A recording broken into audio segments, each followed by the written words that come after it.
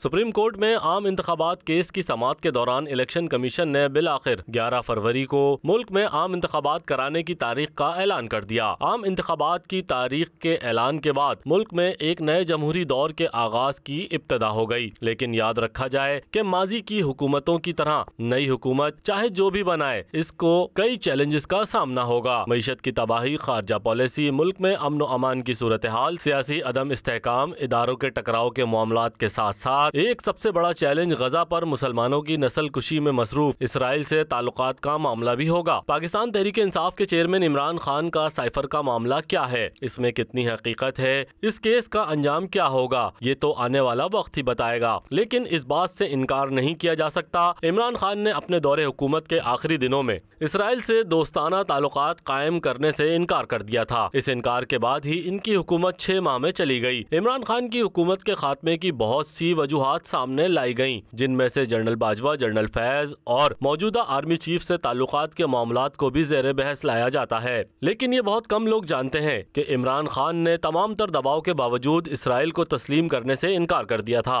जबकि इनके मौकिफ से हटकर उस वक्त के army chief general Bajwa Israel को तस्लीम करने के हक में थे और बाकायदा मीडिया से इस हवाले से राय आमा हमवार करने की दरख्वास्त भी की गई। जियो न्यूज से वाबस्ता सहाफी हामिद मीर के हालिया लिखी गई एक तहरीर में होशरुबा इंकशाफात किए गए हैं, जो यकीनन मौजूदा सूरत हाल में इंतहाई अहमियत के हामिल हैं। पीटीआई के बदतरीन मुखालिफ समझे जाने वाले हामिद मीर ने माजी के ऐसे सच से पर्दा उठाया है जिसने बड़े बड़ों को नंगा करके रख दिया है, बल्कि इमरान खान के साइफर के मौकिफ को भी इस तहरीर के बाद से सच माना जाएगा।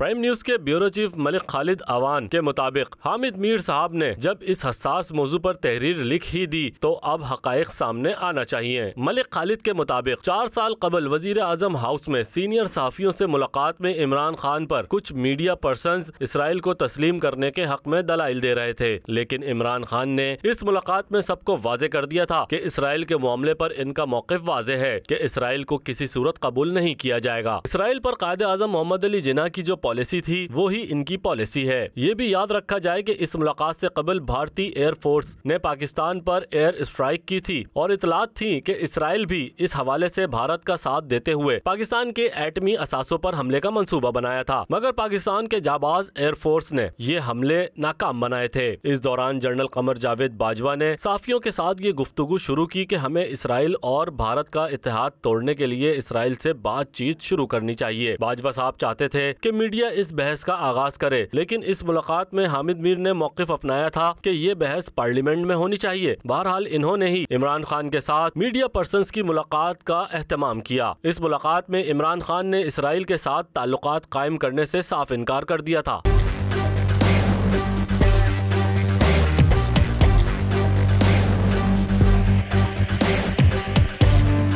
माजी की इन मुलाकातों और साबिक सदर आसिफ अली जरदारी से मंसूब एक बयान जिसमें इन्होंने कहा था कि जनरल बाजवा ने इनको इमरान खान की हुकूमत खत्म कराने के हवाले से पैगाम भेजा था को तनाजुर में रखा जाए तो चेयरमैन पीटीआई जिस बयानिए पर कायम है इसमें हकीकत दिखाई देती है। ये भी याद रखा जाए कि जनरल परवेज मुशर्रफ वो वाहिद पाकिस्तानी हुक्मरान थे जो खुल्लम खुल्ला इसराइली क़यादत से राब्ते में रहे। इसराइल के साथ सिफारती ताल्लुकात कायम करने के इनकार के बाद साल तक इमरान खान की हुकूमत कायम रही। खान साहब के खिलाफ तहरीक अदम एतमाद मार्च 2021 में आई और इसकी वजह ये थी कि इन्होंने फौज के अंदरूनी मामलात में मुदाखलत शुरू कर दी थी। गजा में आज जो इसराइल जारियत जारी रखे हुए है, अगर उस वक्त के इमरान खान इसराइल के हक में हो जाते तो क्या आज इन समेत तमाम पाकिस्तानियों के दिलों पर क्या गुजरती। माजी में इसराइल के हक में बात करने वाले मीडिया के चंद लोग तो खामोशी से अमरीका जाकर बैठ गए, मगर जिन लोगों ने इसराइल पर कायदे आजम के मौकिफ को अपनाया वो आज खुलकर इसराइली जारियत पर अपना मौकिफ दुनिया के सामने रख रहे हैं। याद ये भी रखा जाए कि एस्टेब्लिशमेंट या किसी का आलाकार बनने वालों का मुस्तकबिल हमेशा कूड़ेदान ही होता है। इसराइल के हवाले से अब इंतखाबात के बाद मुंतखब होने वाली नई हुकूमत का नया इम्तिहान शुरू होगा, क्योंकि इसराइल को तस्लीम कराने वाली लॉबी नई हुकूमत को भी अपने जाल में फंसाने के लिए जाल लाजमी फेंकेगी। अबू आकाश, प्राइम न्यूज, कराची।